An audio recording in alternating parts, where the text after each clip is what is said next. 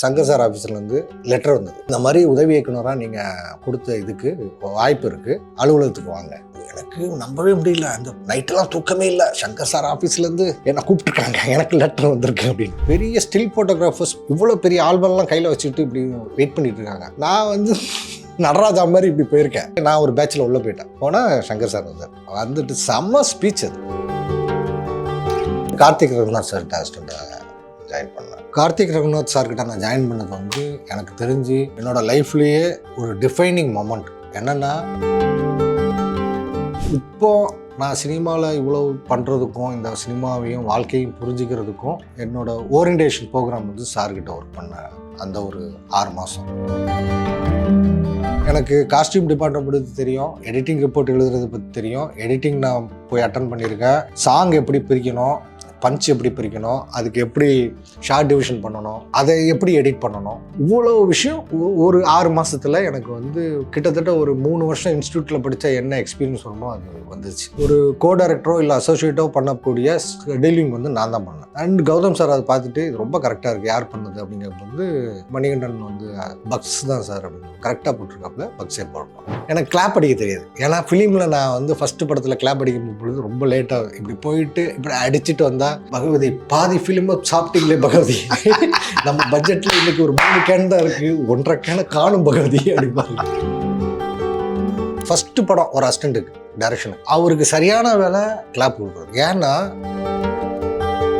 இந்த படம் முடிஞ்சு ஃபைனலாக எடிட் ஆகி ஸ்க்ரீனில் வரும்பொழுது, இதனால தான் அந்த ஷாட் அங்கே எடுத்தாங்களா, இந்த கால்குலேஷன் உங்களுக்கு புரிஞ்சிடும். இது புரிஞ்சதுக்கு அப்புறம் நீங்கள் ஸ்டோரிக்குள்ளே வந்தீங்கன்னா செம்ம எக்ஸ்பீரியன்ஸாக இருக்கும். எனக்கு காக்கு படம் தியேட்டரில் பார்க்கும்பொழுது இட்ஸ் லைக் பல டோர் ஓப்பன் ஆகுது.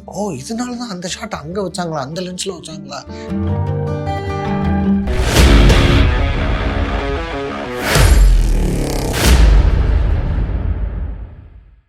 திரைக்குறள் நேயர்களுக்கு வணக்கம். இவர் எல்லாரும் செல்லமா பக்ஸ் அப்படின்னு தான் கூப்பிடுவாங்க. ஏன்னா முதல் படத்துலேருந்து அது பழக்கமாயிடுச்சு.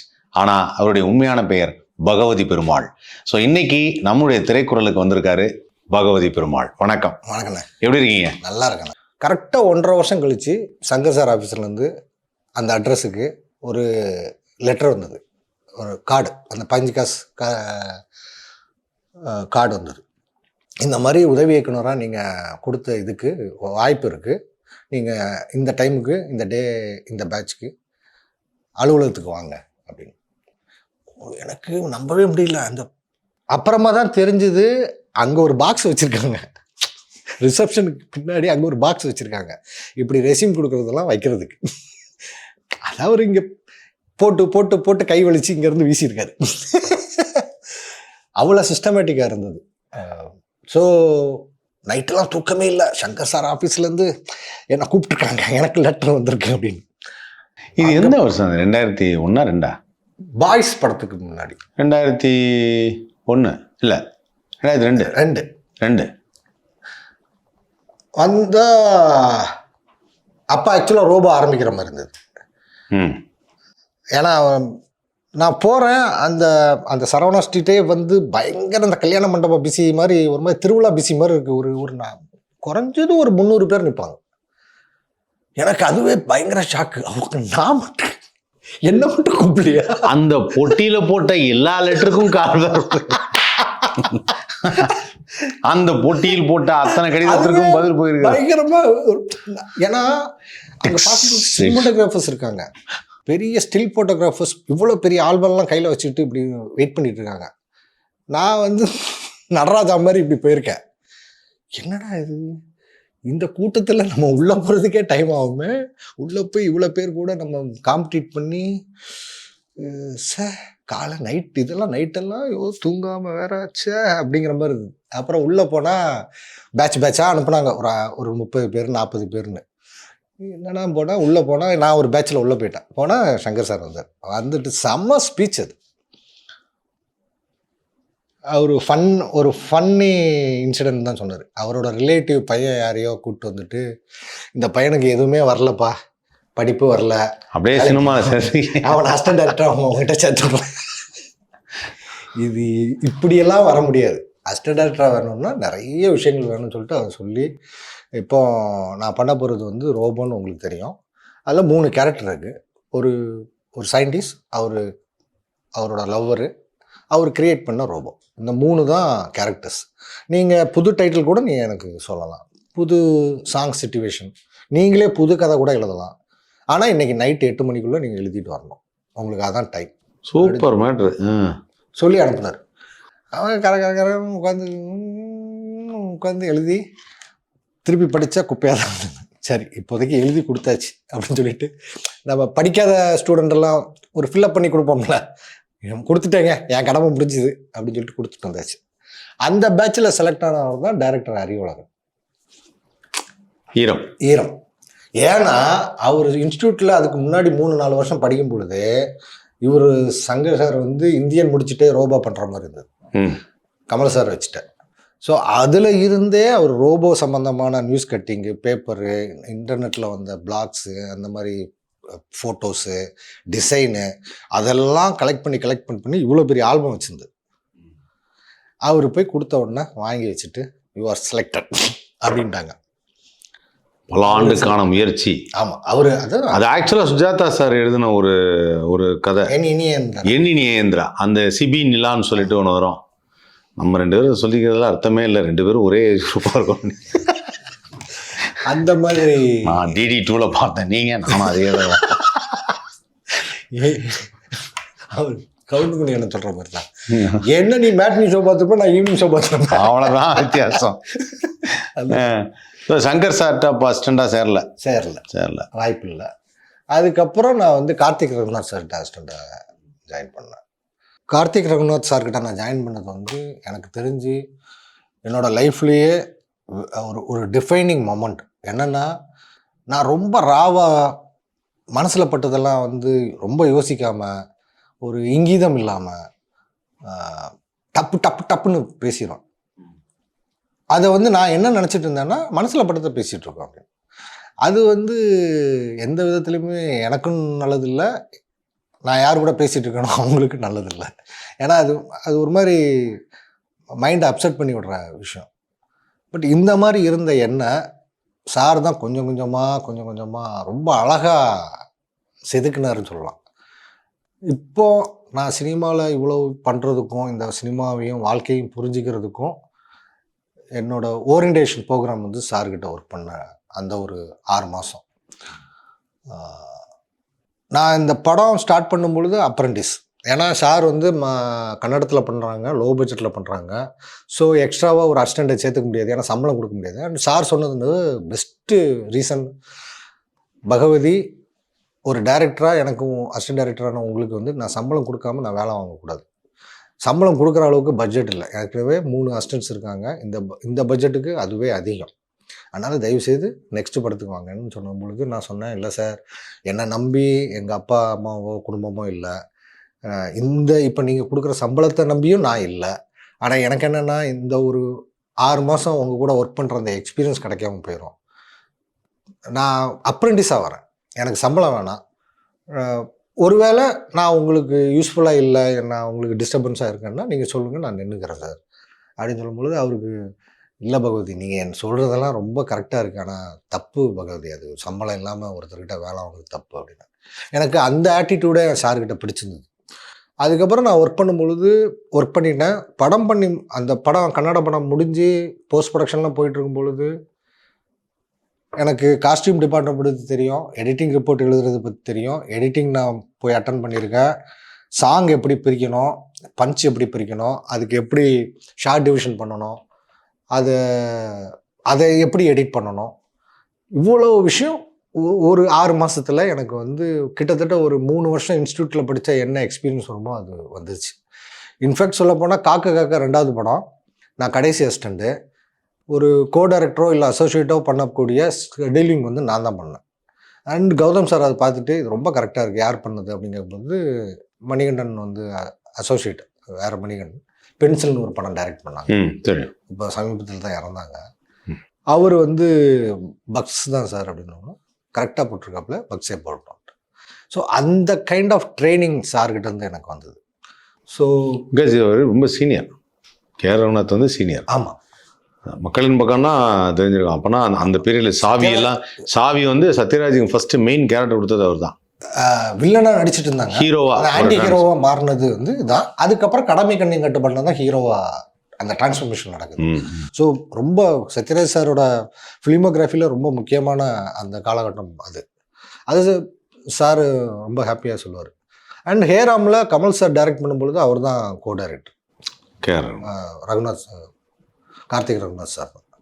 ஸோ அவர் யாருன்னு இப்போ இருக்கிற கார்த்திக் ரகுநாத் கார்த்திக் ரகுநாத் இப்போ இருக்கிற ஆடியன்ஸுக்கு சொல்லணும்னா 96 படத்தில் காஸ்டியூம் டிசைனராக இருக்க சுபாவோட அப்பா.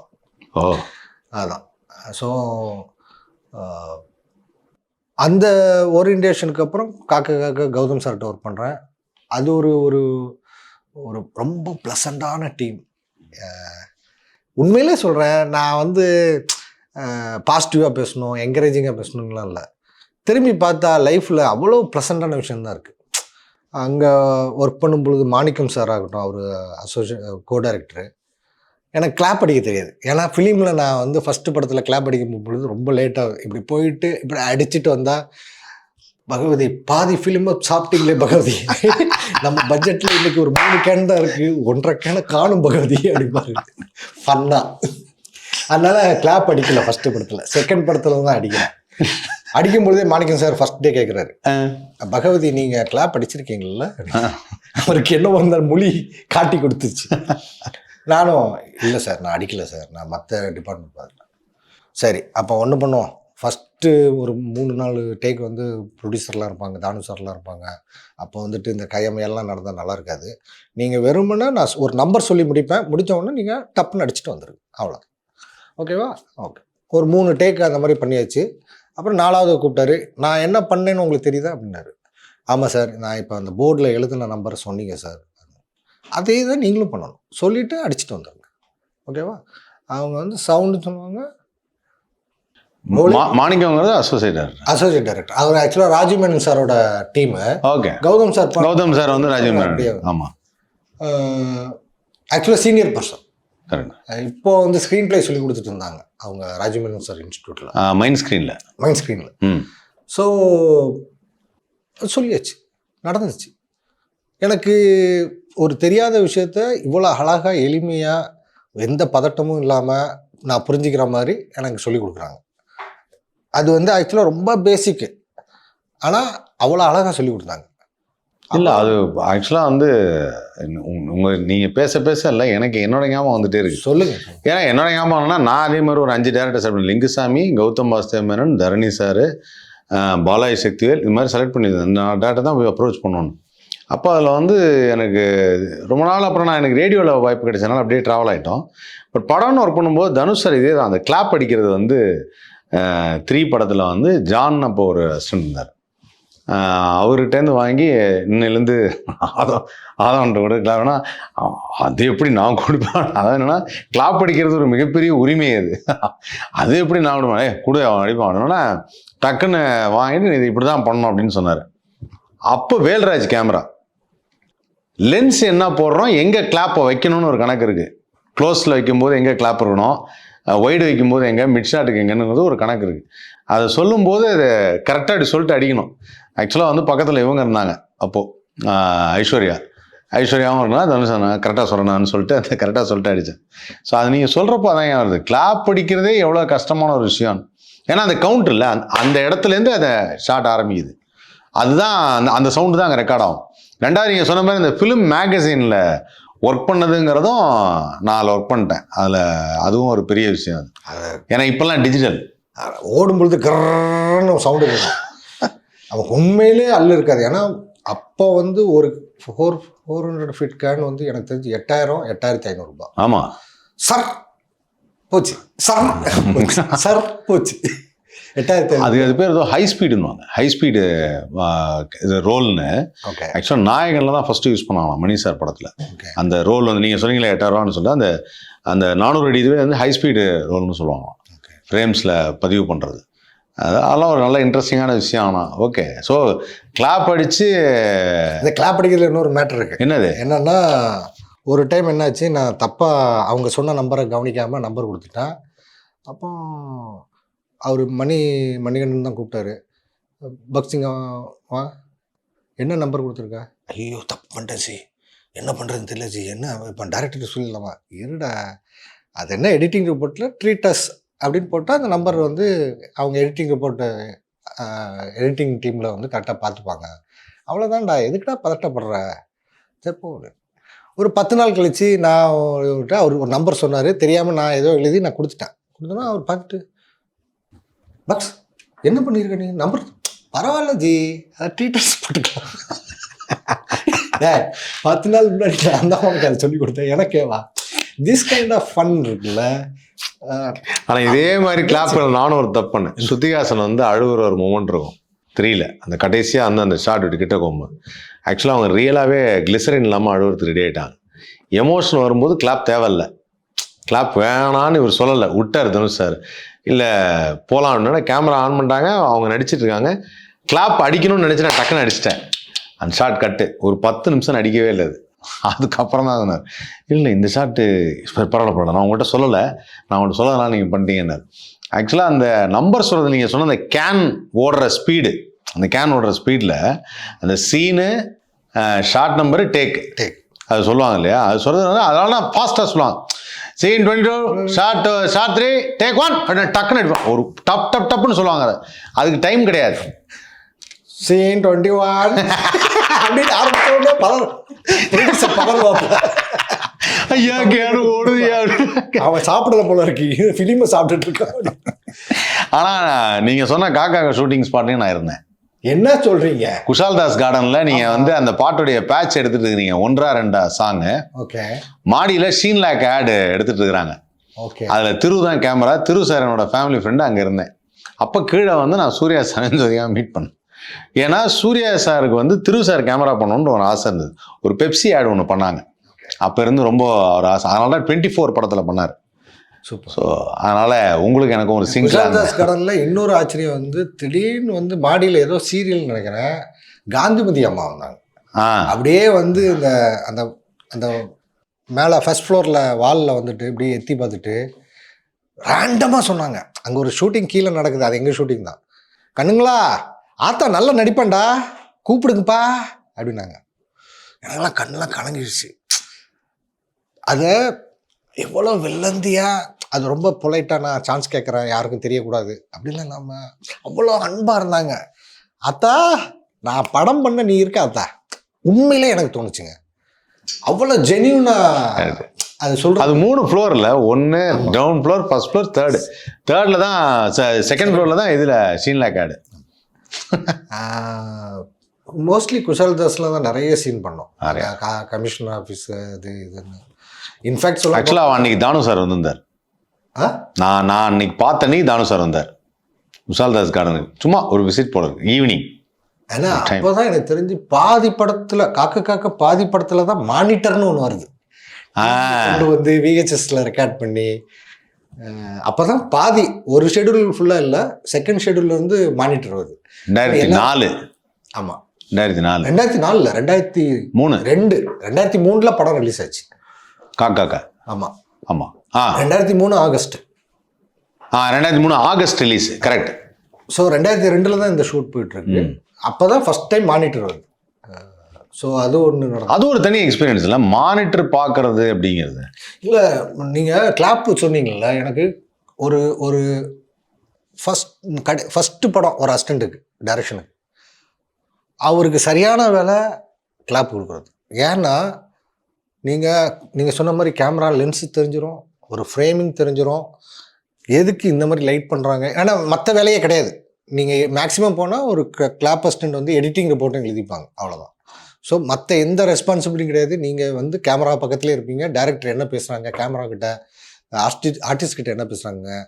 அப்புறம் இந்த படம் முடிஞ்சு ஃபைனலாக ஸ்க்ரீன் எடிட் ஆகி ஸ்க்ரீனில் வரும் பொழுது, ஓ இதனால தான் அந்த ஷாட் அங்கே எடுத்தாங்களா, இந்த கால்குலேஷன் உங்களுக்கு புரிஞ்சிடும். இது புரிஞ்சதுக்கப்புறம் நீங்கள் ஸ்டோரிக்குள்ளே வந்தீங்கன்னா செம்ம எக்ஸ்பீரியன்ஸாக இருக்கும். அதனால நான் எப்போவுமே சொல்லுவேன், அந்த அவங்க கரெக்டாக தான் வச்சுருக்காங்க. இவ்வளோ எக்ஸ்பீரியன்ஸ்லாம் அதை எப்படி தப்பாக இருக்க முடியும்? வேலை அந்த ஆனால் ஒரு சினிமாங்கிறது அந்த போய் சேரும்போது நீங்கள் சொல்லும்போது உள்ள ஒரு பயம் இருக்கும்ல, உள்ள யார் என்ன எப்போ திட்டுவாங்க. நீங்கள் மாணிக்க சார் சொல்லும்போது இந்த பக்கம் நான் யோசிச்சு பார்க்குறேன், 3ல வந்து வேல்ராஜ் கேமரா ஒருத்தர் ஃபோக்கஸ் புல்லர் இருப்பார். அவர் வந்து ஒரு தெலுங்கு. அவருக்கு ஃபர்ஸ்ட் வந்து கண்டிப்பாக ஒரு பேர் பிரசாத் தான் இருக்கும், இல்லை ஸ்ரீனிவாசா இருக்கும். அவர் ஆனா அந்த இது பண்ணும்போது லென்ஸ் என்ன போடுவே தெரியாது அவனுக்கோ அப்படின்னாரு. அது ஓகே சார். வேல்ராஜன் தான் கரெக்டாக சொன்னாரு. ஆதவன் தெரியாது ஃபர்ஸ்ட் டைம். ஓகே ஆதவன் லென்ஸ் மட்டும் கேட்டுக்கோ, இந்த லென்ஸுக்கு இங்கே வைக்கணும் அங்கே வைக்கணும். 3 தடவை சொல்லி கொடுத்தாரு. இதே தான் எனக்கும் நடந்தது.